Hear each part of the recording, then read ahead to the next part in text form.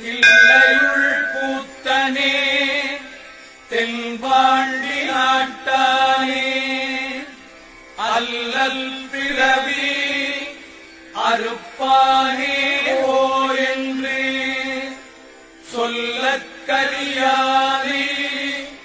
சொல்லித் திருவடிக்கு சொல்லிய பாட்டில் பொருள் உணர்ந்து சொல்லுவார் செல்வர் சிவபுரத்தில் உள்ளார் சிவனடிக்கு பல்லோரும் ஏத்த பணிந்து தென்னாடுடைய சிவனே போற்றி என் நாட்டவர்க்கும் இறைவா